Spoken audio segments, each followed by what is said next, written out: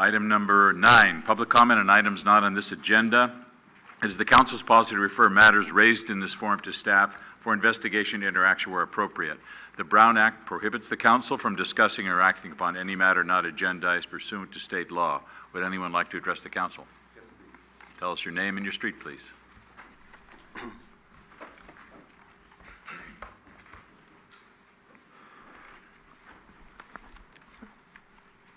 Marty Medina, Garden Avenue. Good evening, Honorable Mayor, Council, staff, and friends. I have walked every San Bruno neighborhood while running for City Council this year. It has been a great experience. When I first started working here in 2001, a number of neighborhoods had parking problems, but now more and more areas are being affected.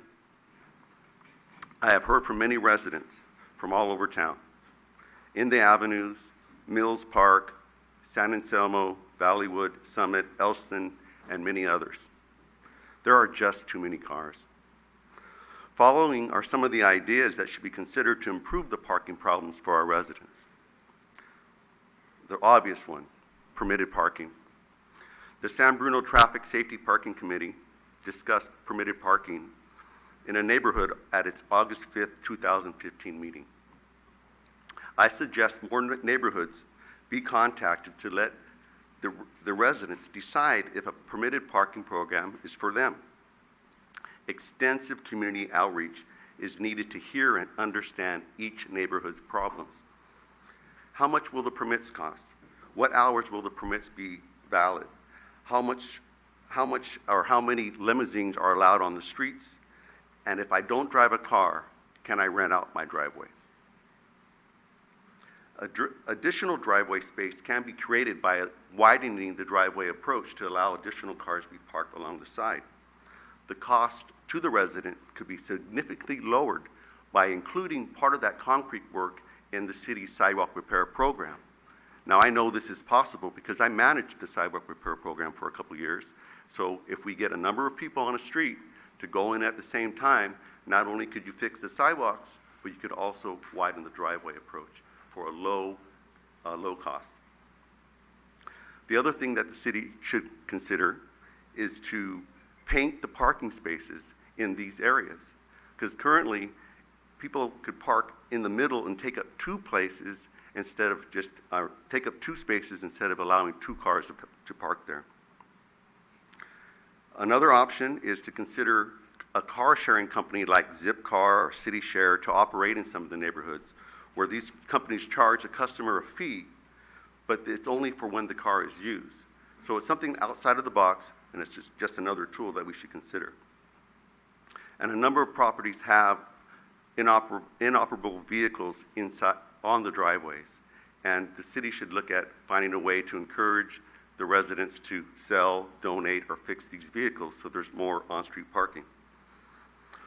By now, all the voters should have their ballots. For those that are undecided, I want to stress tonight that we have to be thinking outside the box to solve the problems. I urge you to vote. My name is Marty Medina. I'm running for City Council. Thank you for your consideration. Thank you. Tell us your name and street, please.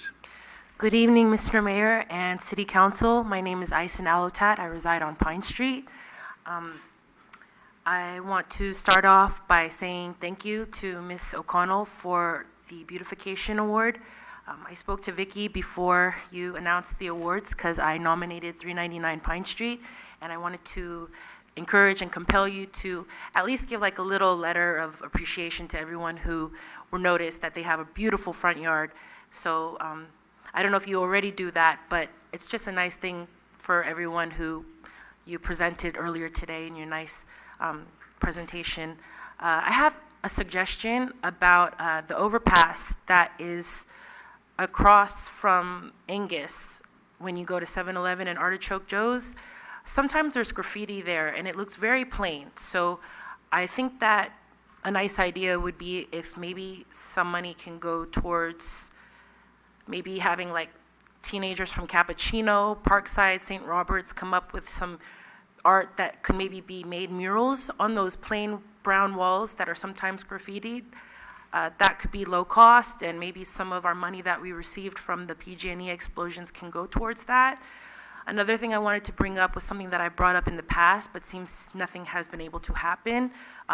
Councilmember Ibarra, you once worked with Jose Sanchez at Skyline College about making some shuttles that go from Skyline to CSM to Kenyatta for the college students that live here in San Bruno.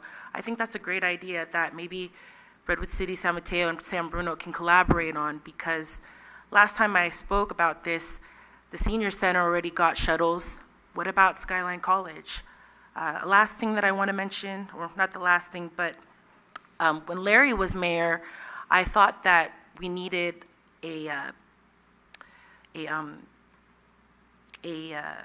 what's the name? Like a law commissioner to prevent corruption on law enforcement that's here in San Bruno. I had a negative experience again, and last time I was here, I gave you all a packet and my email address, and none of you responded to me.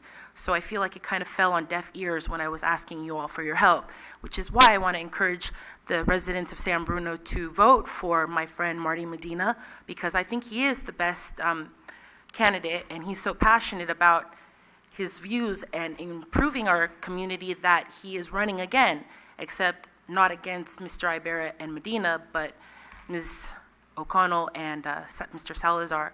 And here I got my vote-in mail ballot, so I want to encourage everyone also to vote no on Measure R and U. I think we should select as a community who we think is the best city clerk as well as treasurer, someone we know and trust. And on a last note, I want to say to Governor Jerry Brown, if he sees this, I am so disappointed on you vetoing the CPUC measures that the city of San Bruno and other communities put forth regarding the PG&E explosions.